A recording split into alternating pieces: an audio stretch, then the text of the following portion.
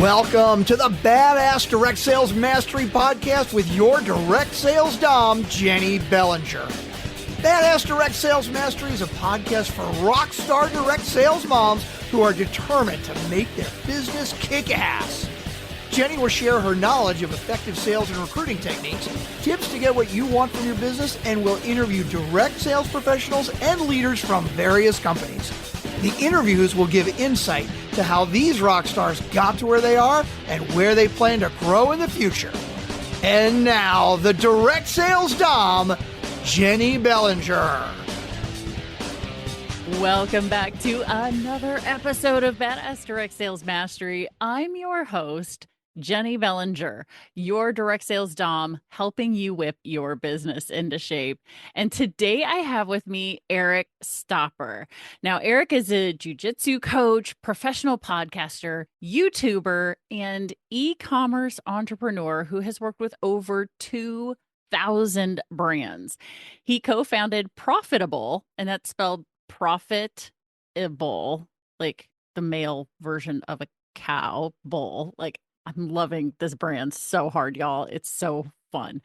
And Profitibull is a software company that specializes in AI and automation for companies looking to scale high-ticket products and services like coaching, courses, leadership development, functional medicine, and more.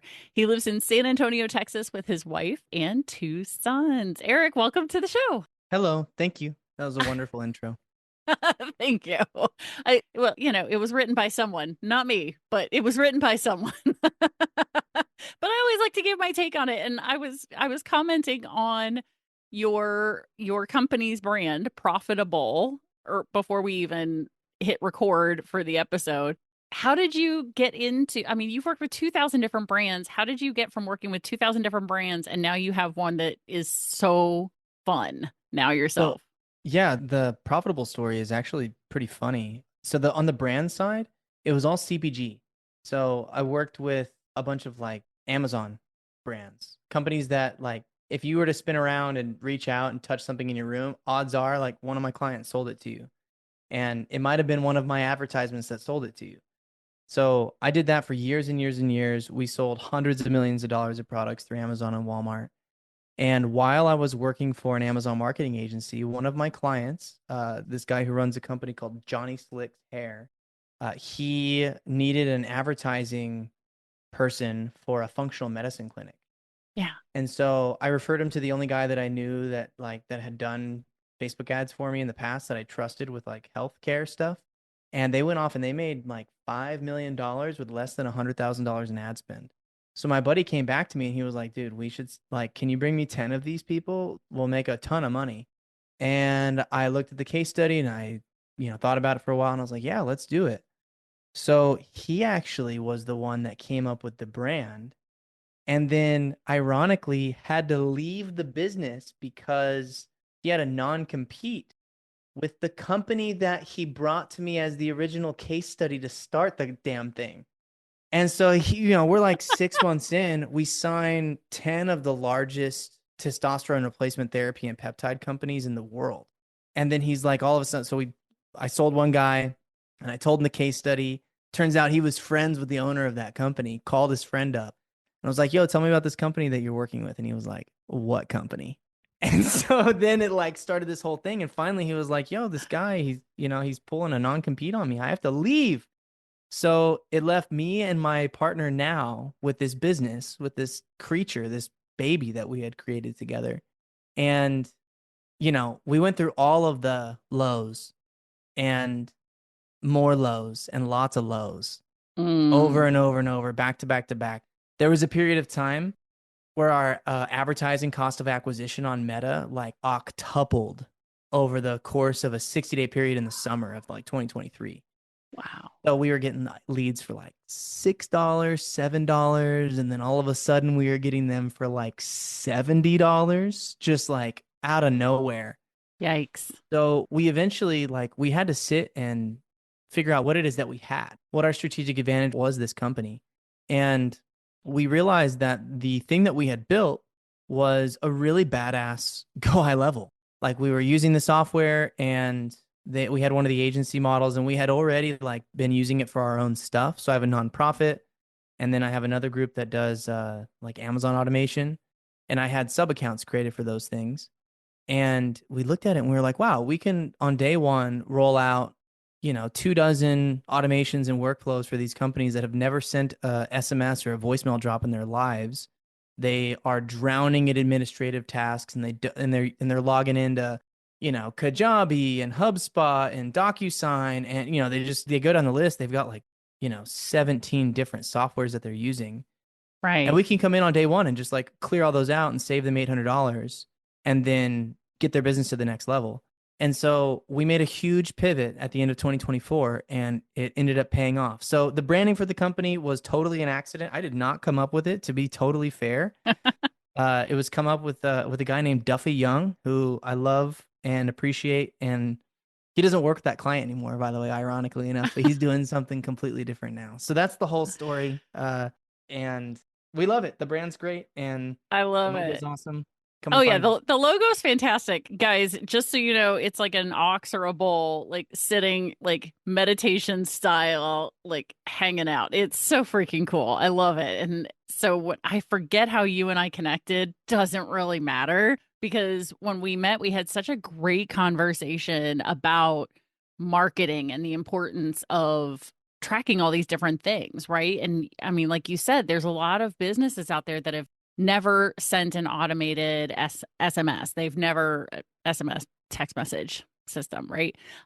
They've never sent out a voicemail drop. Like, I've not done that. Like, Mm. it sounds so freaking cool. Like, there used to be a service that network marketers used back in the day, and I don't think it exists anymore. And I wish I could remember the name of it. But it was one where you, as a user, could go in and say, hey, I need a voicemail sent to these like 10 phone numbers. And if you were using the free account, you could only do 10 at a time. And it was a 30-second message that you could leave. And it was just basically, hey, I'm Jenny. I'm with this jewelry company, and your friend Susie is having a party next weekend. And I just wanted to pre introduce myself. So good. Right. But that was like 10 years ago. And I don't even think that company exists anymore. I wish I could remember the name of it. It'll pop It up is at 3 o'clock in the morning. it is one of those strategies that I think a lot of people forget about because they set their salespeople to task. And you think about how much effort it makes to and time that it takes to cold call somebody. Yeah. And out of a list of 100 people, we know that around 20% of those numbers are not going to be working, or they're not going to be relevant. And then half of the remaining people are not actually going to be your target person. They're going to be some gatekeeper or influencer in the organization. Right. And then out of those people, only 1% of them are going to answer. So that's like half a person for every 100 is really going to be like a meaningful conversation. So if I can take those 100 people and I can just drop a voicemail into their phone, then all of a sudden I've saved myself the hassle of having to like play that game. I've now set up like a net for my fishing operation instead of having to cast the line every single time and reel it back in. And so the technology has existed, like you said, for, probably longer than a decade. Yeah. And it's an often overlooked part of the process. So we go voicemail drop, SMS that says, hey, I just left you a voicemail. And then another SMS that, depending on the target market, will say something to the effect of like, we have met, or I'm connected with you on LinkedIn, or I pull your information off of a database of AI, an AI scraping software tool just for them to be like, holy crap, like this person found me and they took a lot of effort for it. And then email, SMS, and then another voicemail drop, right? Hey, just wanted to follow up on my last call. Hope you got my LinkedIn connection, right? So the process of nurturing somebody from cold is no longer like, here's a sheet of a billion people to call. We just deploy the workflow, and we get pretty good hits off of it. We've got a packed pipeline because of simple strategy, and all my cold outbound stuff starts with a voicemail drop. So go do it. It's amazing. It's included in Go High Level. So go and set it up. Oh my gosh, that's so freaking cool. Because now I'm like, man, who could I be calling? It's got my brain thinking through. And now, just to put this in terms of the people who are listening to the show, they're in network marketing, they're in MLM.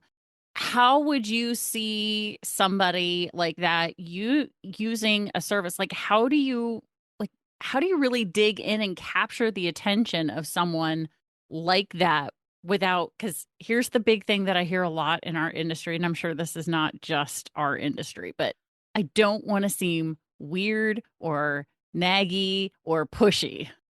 I mean, that's the nature of the beast. Like you're running a business, right? Like Right. it's I think there's an element of like breathing and letting that go. Like Mm-hmm. legitimately thinking through when you're sitting down trying to strategize on how to get more clients. Just like, okay, like I'm out providing value. Like I'm not just selling to people. I'm seeking to improve their lives. And then it's like, okay, go. Here, let's start listing off the things that I am doing and which of those things I should stop doing because they make me feel icky, right? Like I Right. am being bombarding people. And so, if I'm taking the network marketing hat, I'm thinking through, okay, how many people do I have in my phone first? And how Mm-hmm. many people do I have as like contacts inside of my actual CRM? That's first place I'm gonna start. How many leads do I have? And then out of those people, I'm gonna get real specific on like who I want in my network. Yeah. I'm gonna segment my list and think, okay, this person would really respond to me. They're an acquaintance and they're just cool as hell. Haven't spoken with them in a while, and I'd love to hit them up. And then I would just start inviting them. I mean, thankfully, if you're starting with your friends, people who are in your contact, you can just say, "What's up? It's been a while. I would love to link up with you," Mm-hmm. and be sincere about it, and then automate that sincerity. Like you segment your list sincerely, and then you blast them insincerely. Well, Here's Well, all the and messages. I think it isn't necessarily insincerely because they are still sincerely wanting to connect with that person. One For would sure. hope, right? Right. And the system behind it, the automations behind it are really just making sure that people don't fall through the cracks. Because Right. if you send out, let's say, 100 of those voicemail drops, right? How are you personally going to track all 100 of those if you don't have the system going, oh, they listened to it? Okay, so now we're going to send them this text or this email Yo, or this Jenny, whatever. there was a stat that I got to interview one of the founders of HubSpot the other day. Ooh, cool. Yeah, Dan Tyrer. He's a homie, man. He's in like the helpful phase of his career right now. So he was so like interested in what I was doing, just trying to give back. And he told me something like only one out of every 15 referrals gets followed up within 5 days of the referral like being introduced. I believe it. It's like automate that. First things first, start with the creamiest crop that you've got, the lowest hanging fruit, like automate the follow up of your referrals, tag them. And then if engage equals more than 2 days, like send emoji, right? Just like anything at all. And you can Right. go, you can go banana sandwich with it. But I think if you look at the stats behind it, it's actually like if you don't include automation in your business, you are being insincere. It's like you don't care that much. Like one message to somebody is definitely not weird. But then if you send a message and then you just like never follow up on it, that's another layer of like, okay, your heart wasn't in it. You didn't go after that person. You didn't set up a system to actually hit them. Maybe that's too forward, but No, I think it's really not. And the reason I say that is because I read in Jack Canfield's book, The Success Principles, mm, and there is something in the 17th success principle. And I only remember that because it's one of my favorites, which is ask, ask, ask. Okay. And in there, he talks about, and this book was originally written 2008, 2009, I think. And I read it in 2013, and these stats have since changed, but they've only gotten bigger, which is most people stop following up after the third follow up. Most customers don't make the purchase until, and back in the early 2000s, 2008, 2010, whenever he wrote the book, they didn't, the first most fast acting customer didn't make the purchase until fourth follow up. worth follow up. Right? And that was back then. Now it's like 10. Right. Because you right? got so many things distracting the Because person, there's so many got, options. yes, we Yeah. are in such a world that bombards us from all the places, from social media and TV and ads in your email and just like all the things everywhere, like text messaging, if you don't have 10 touches, no wonder you're not selling. Yeah. Like, Yeah. And you've got to and get them, you can't ever hit it out of the park unless you actually step up to the plate. And I think that to your point earlier about like they don't want to oh, seem weird about it, yeah. you got to at least try. And I get a lot of folks who I asked I asked somebody on our team uh because they're super connected in like the investor space and we were looking for investors.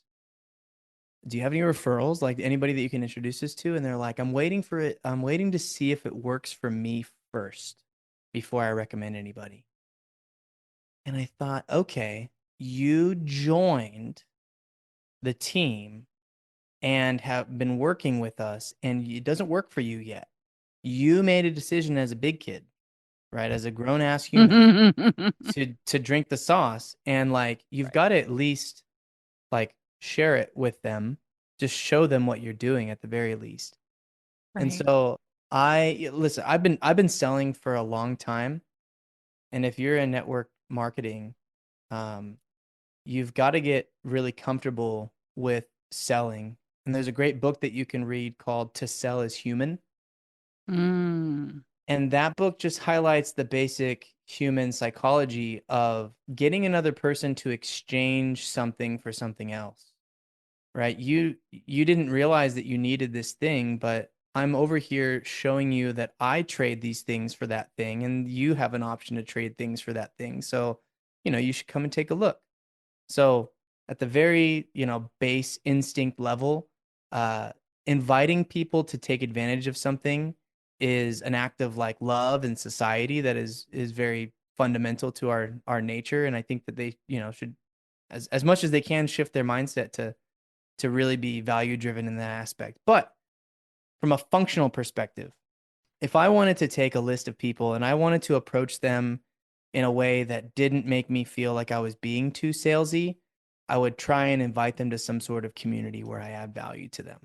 And if Hmm. that's where I join a community and I just want other people to be part of that, or I want people to join my specific community and I'm down for the grind of building that thing, and I keep it super authentic, right? And I just never sell to them ever in that community, then you will just have the opportunity to rub shoulders with everybody and they're going to wonder what you're up to. And you just tell them, easy peasy, here's what I'm doing. And they're like, oh, that's cool. Melaleuca. Like I've heard of that.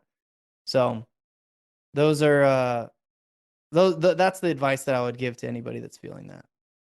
Yeah, no, and I definitely appreciate that. And I think you actually, something you said, I'm turning into the title of this particular episode, which is if you want to knock it out of the park, you've got to step up to the plate. Yeah, Because definitely. I think um that's where a lot of this, and one finger pointed out, three pointed back at me. Even I had the aha of, oh, am I reaching out to people 10 times before I'm expecting them to become my coaching client or, hire me to train their team or whatever, right? Right. All the different things that I have, available. Like literally we're recording this the last day of March. Last week, I just had my massive summit, and there were people who weren't there that I was shocked. I was like, why didn't they buy a ticket? Oh, yeah, because I probably didn't talk to him about it 10 times.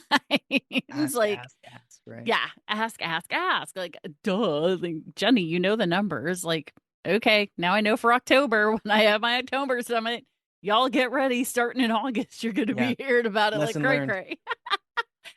Just the reminder for me, right?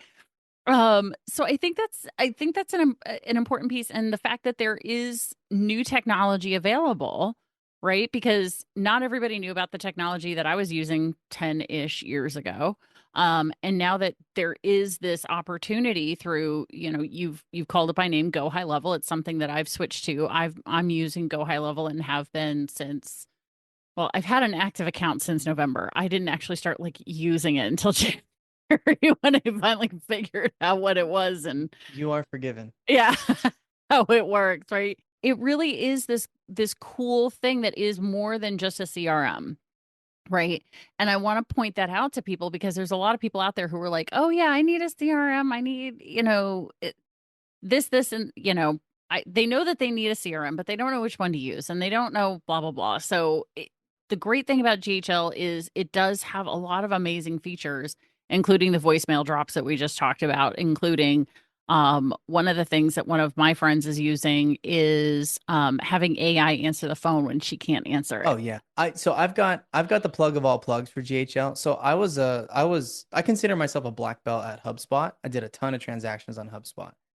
And I consider myself pretty good at Klaviyo too, which are the two like mid-market most popular CRM alternatives. And then you've got like Zoho, Kartra. There's a list of them from there. Sure. So the thing that has struck me about GHL is they have a theft culture.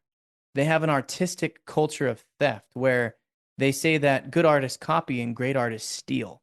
Go High Level steals all of the copy from all of the people. You take DocuSign. They took DocuSign's code and just repurposed it and made it their own and made it better.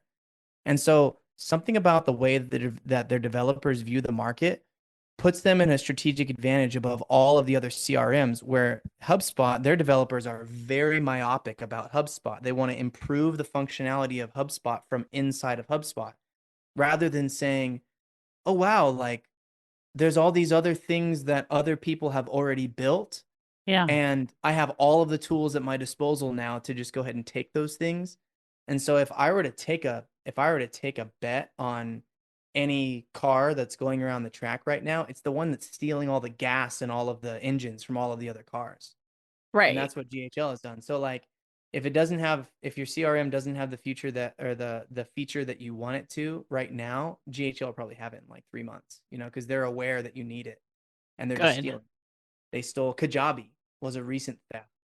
The Oh, affiliate marketing program inside of GHL is badass. It's yeah, just oh my God, I just used it for my summit and it was unbelievably easy to yeah, use as the person who was running the program that people were affiliating with and to add people in, put them into the campaign and then go. And then literally because a bunch of them had people who bought tickets, I just went through today and went, approve, approve, approve for all of these payouts. And now all of those people just have to go in and put their payment information right. in And and get then paid. money's gonna show up in your PayPal. Yeah. Whoop whoop, I'll tell right? you, if it takes 4 interactions with a customer for them to like buy from you, and 2 of those are you paying them, I'll tell you, it probably only takes 2. Oh, They'll do well, it way yeah, for faster. I think on the affiliate side, yes, for Yeah. sure. Because Yeah. we have when there's that extrinsic reward that comes with it, that people all of a sudden go, ooh, Ooh, dopamine hit. Money just showed up in my easy. PayPal. Like, Yeah. ooh, How I else just can I got an get email this? saying I have money for you. Yeah. I want to promote more of what Jenny's doing, right? It becomes a lot easier. And I know that there are, yes, absolutely. And a lot of network marketing companies, they have affiliate links.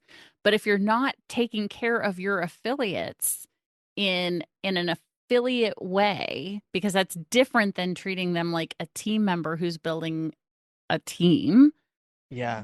right? I have so much to say about that, and I'll keep it brief because it's a total rabbit hole. So, inside of your CRM, if you haven't already set up an affiliate pipeline inside of your opportunities list, so you've Mhm. got your deals, you've got your actual opportunities where people are buying stuff from you, whether it be coaching or courses or services or whatever. But then every time that somebody becomes an affiliate or referral partner, you drop them into the affiliate or referral partner pipeline. And what I've done is like, it's a lead. Somebody's expressed interest in becoming an affiliate. And I've made it so that if they haven't clicked the affiliate sign up button, it bothers them for like 180 days to be like, do you want to be an affiliate? Do you want to be an affiliate? And it's low touch, value, value, value. And then once they sign up, it gives them a kit and then it sends them blurbs on how to share the opportunity.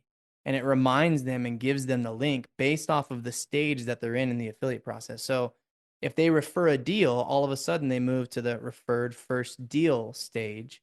and it's just cranking out dopamine hits for them. Congratulations, you've got money on your way. It links the person's information to them as the referral partner. So then once their referee books an appointment and gets pitched and signs a contract and pays, they get notifications sent via email to the referring partner to say, yo, the person that you referred just booked an appointment with us. They just paid. You've got money on the way. And so having that additional pipeline structure built out for an affiliate program makes it so that you treat your affiliates like you would someone buying $1 million, contract from you, where you're like, oh yeah, like I'm nurturing this deal along. And there's literally like a psychological uh curve of how much goodwill I've built with this person from the first affiliate interaction that I've had with them to the point where they're like speaking at my conference. All the way over here, I'm Yeah. like pipeline 7 or 8. So we've done that internally. I know a lot of people do it differently, but that's one thing that has worked for us. That is fan freaking tastic, because I was just trying to figure out today. I'm like, okay, for future events, how do I get people to sign up as an affiliate? Because I couldn't find like a very simple, easy way for a potential affiliate to sign up and say, "Hey, I want to share your stuff." Like that would be great, but GHL has not made that easy to find. I don't know if you have their ear, but please let them know that people like me are looking for it. I've got a lot of thoughts on how we can build that together. There's a landing page that I would recommend, just a funnel that we can build that attracts them to it. And then it's just, building an affiliate program is another marketing team. It's another marketing process. It takes Yeah. energy, it takes resources to build it. And I haven't seen a lot of companies that are doing a particularly good job at it. Right. But since you're in this network marketing space, I would say that those are some of the goats of that process, right? Like they've Right. got a huge playbook. Whoever you're selling for, they've all got things that have worked in the past. Hmm. Those are only useful to a point though. Then you got to think future, right? Like, okay, what's going to work for people as of Right. May of 2025? Well, and I think what's fantastic about something like this for network marketers, right? The people who are, especially those who are in leadership positions, you have the opportunity to build something out that is a nurture sequence for onboarding a new team member. Like someone shows up as a new team member, somewhere in your organization. So if they've already got like 1,000 people on their team, they don't know who all those 1,000 people are. But hopefully they've got their system set up so that they've got their onboarding sequence going out to them saying, here's what you need to do to get started to be really successful in our team. Here's what we know works.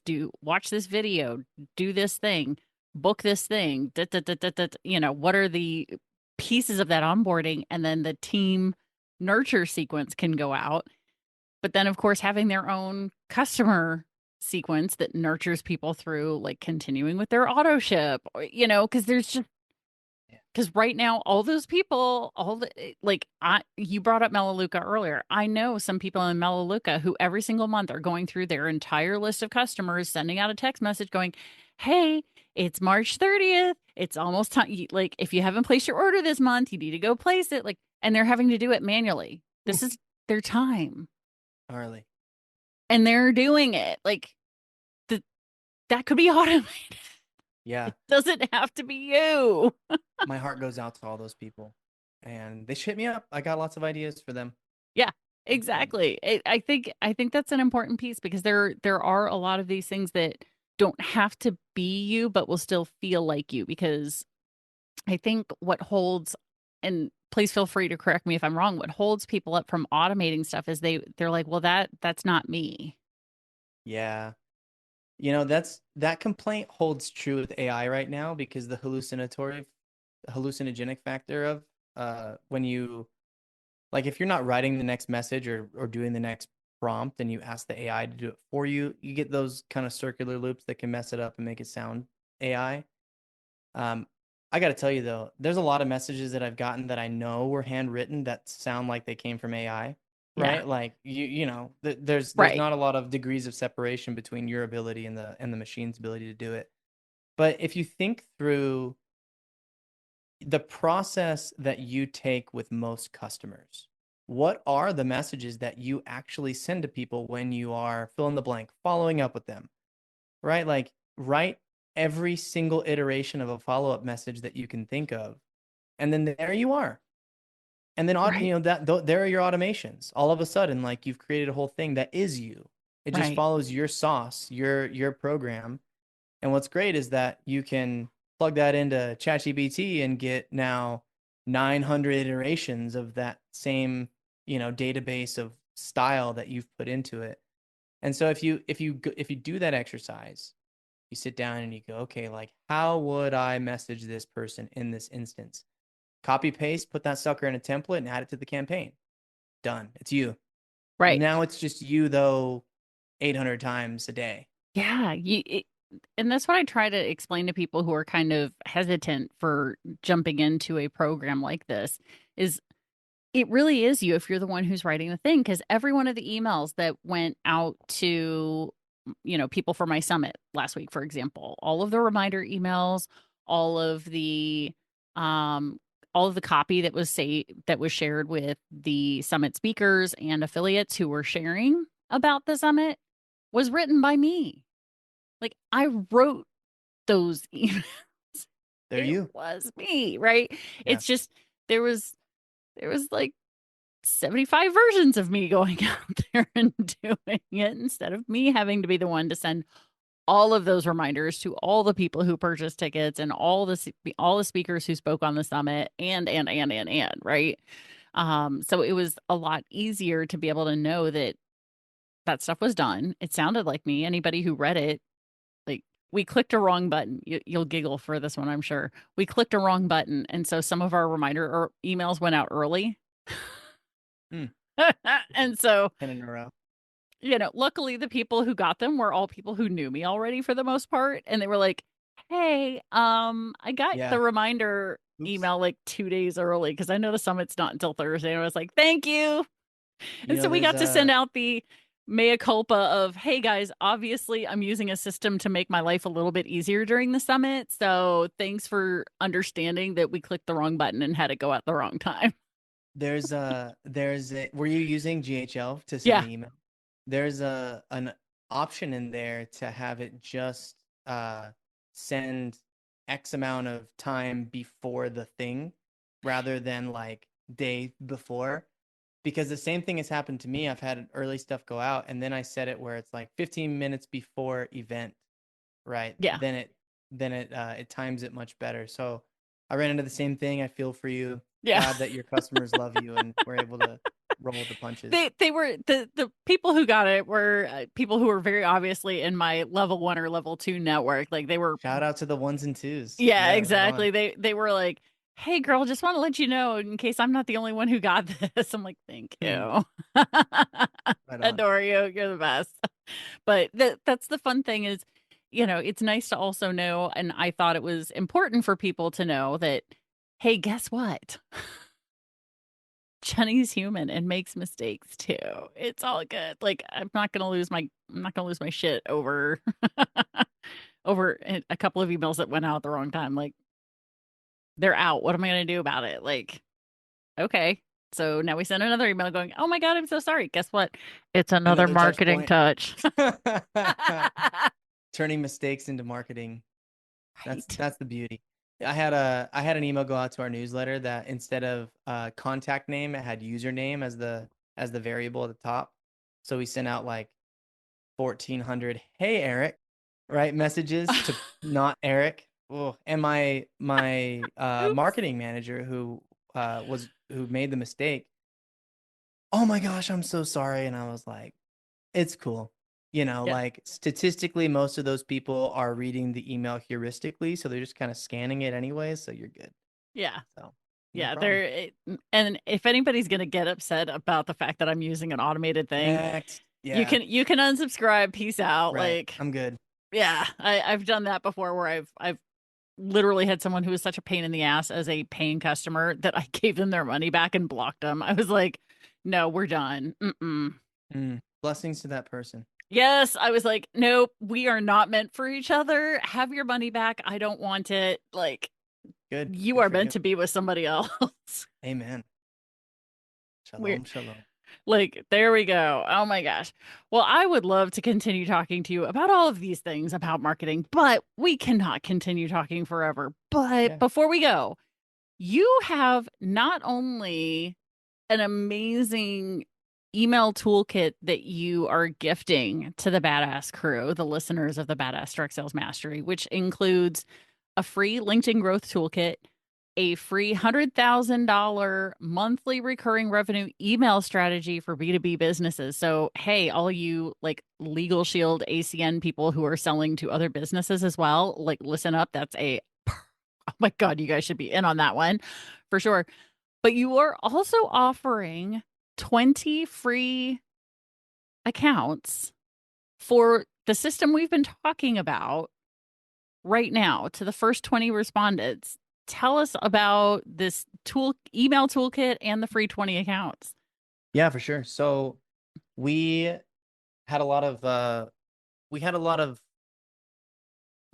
had a Google document that we had been filling with all of our LinkedIn and email strategies. And one of our VAs actually was like, why don't you guys turn this into an ebook or something and offer it? And we go, oh, awesome. Like, that's a great idea. So we did and gave him a raise. And so now, I mean, we've gone through LinkedIn automation and LinkedIn lead magnets and LinkedIn ads and just all the LinkedIn things for the toolkit. And we consolidated them into one place, and it comes with a workbook too. So you can just go step by step on like how to update your profile and which automation tools to use. Nice. And then on the email side, it really is like principled discipline. You got to go through it and actually go through it in order to get the skills that you need. But thankfully, there's AI tools out there that can shorten that learning curve. And it's just reps. If you follow the guide and do the reps, you will write some amazing, badass email copy. And then the free accounts. So we talked a lot about GHL. That's my core jam. We have a version of Go High Level that we've built to the nines. Like I mentioned earlier, it's a Ferrari, not a Toyota. And anybody who's looking to automate and get to the next level in their administrative delegation as an organization, that like come and take us up on the offer. So we're giving free accounts. We got 24/7 customer service. And then if you need anything custom built inside of that, like we're here to help you. So come and get it. Everybody that goes to the website, go to profitibull.com/pricing and use the code BADASS to get those free accounts. And we'll give you the white glove experience and get you all set up. Love it. So for those of you, if this is your, of course, my Badass crew, they already know that the link is in the show notes down below what they're listening to or watching on YouTube. But for those of you, if this is your first time ever listening to the Badass Direct Sales Mastery Show and you're like, show notes, what are those? All you have to do is grab your phone as long as you're not driving, click on today's episode, scroll under Eric's picture, and there you go. You will see the link to access your complimentary, as long as you're one of the first 20 respondents, AI-powered CRM system, what we've been talking about today, and also the email toolkit. So thank you, guys. Thank you, Eric, for being here. I so appreciate you. Yeah, check out what just invaded. I love it. Perfect timing. Good job, guys. Thanks for the shout out, Jenny. Good to be here. Appreciate it. So fun to have you here. We always have a great conversation. So awesome sauce. Well, everybody, Badass crew, you know how it goes. If you want more information about Eric, you can absolutely check out the show notes for more information. We've got all of the socials there as well for you to connect with Eric if you want to learn more. And of course, give him gratitude for this amazing conversation. Because if you had an aha moment like I did, you should express your gratitude directly to Eric. Let him know that his time here was absolutely worth it. And he's so happy right now. I wish you guys could see this video. So he's open to the gratitude. Thanks, Jenny. Absolutely. And Badass crew, you know how this goes. Stay tuned because there's another badass episode on its way. Thanks for listening to the Badass Direct Sales Mastery Podcast with your direct sales dom, Jennie Bellinger. Why are you waiting to go to badassdirectsalesmastery.com? Don't make the dom get her whip. If you enjoyed this episode, make sure to share it with another rock star that you know in direct sales after you subscribe to the podcast so you won't miss any future episodes. You can also check out the show notes for links and any contact information mentioned in today's episode. We'll see you next time.